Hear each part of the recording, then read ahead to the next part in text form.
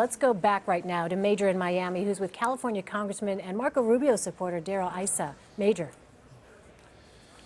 Yes, one of the great games you can play in the spin room is presidential candidate surrogate carousel, which is what we have with Darrell Issa here. We had Carly Fiorina just a moment ago, surrogate for Ted Cruz, a brand new, newly minted one. Darrell Issa has been long in the harness for Marco Rubio. I've seen him at many of these debates. So, Congressman Issa, first question. There is a sense in Florida that Marco Rubio's hold on his presidential campaign is slipping, and if things do not work out well in Florida, it will be the end of his ride.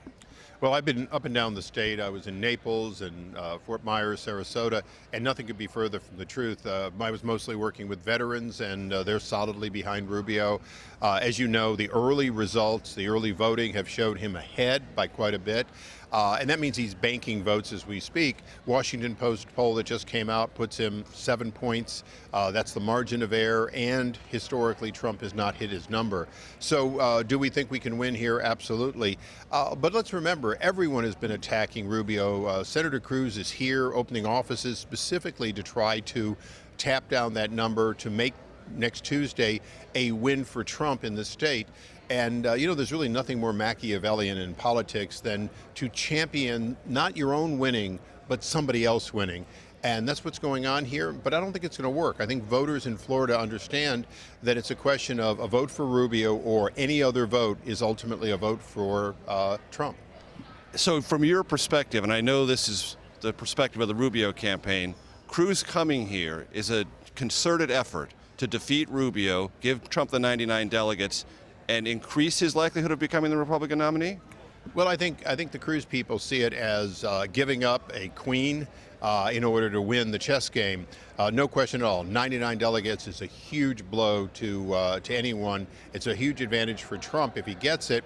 But the Cruz people think that after that they would have a one-on-one race and they would make it up.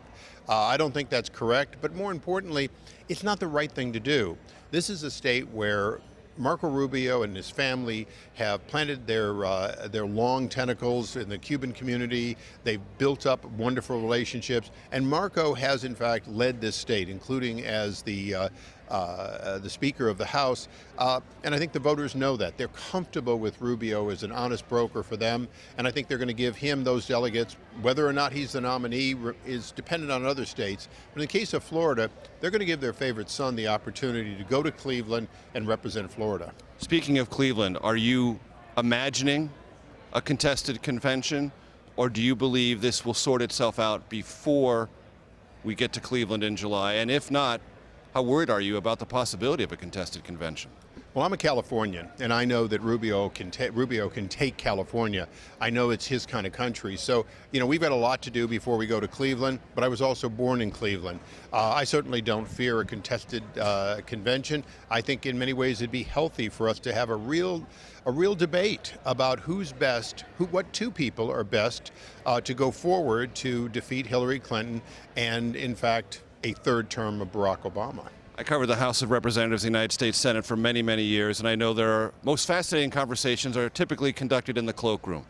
So if you could, give us a sense of what the cloakroom conversation is among your colleagues on the Republican side as they watch what many think of as either the Donald Trump phenomenon or the Donald Trump mystery. Well, very clearly, Donald Trump doesn't have much support in the cloakroom. We see him as somebody who says a great deal of things but doesn't follow through. And we know how tough it is to move legislation. And we know how having a president we can work with that wants to be inclusive is going to matter. But there's a lot of discussion a little bit about where did the Trump phenomenon come. Those of us who have been investigating the Obama administration, including Hillary Clinton, who have been fighting against this, who have been making votes, having them vetoed by the president, keep wondering how Trump can assume that somehow all of Washington agrees with Barack Obama when nothing could be further from the truth. And when you think of Donald Trump and the Republican Party, and, for example, what he said yesterday, Islam hates us, what do you conclude about that? Well, you know, he's a smart man, but his naiveness, having only listened to his own voice for so long, the idea that 1 billion people around the world hate us, and yet they're only raising a few hundred here and a few thousand there. He's missing the whole point. And this is where Marco Rubio has traveled the region, studied it, and understands that if we're going to heal the world, we're not going to heal it by hurling insults. We're going to work with countries around the world to fix this problem. And I'll just give you one example that Marco's very aware of. Right now in the Sinai, it's Israel and Egypt that are fighting to solve a problem of extremism there. Egypt has denounced Hamas as, in fact, a terrorist organization, named them as a terrorist organization. You've got to look to Islamic countries, Muslim countries, where Christians are welcome, they're coexisting, and where they're warming relationships to a future going forward, and work with them. And that's where those kind of insults will turn off the very people we need if we're going to defeat ISIS.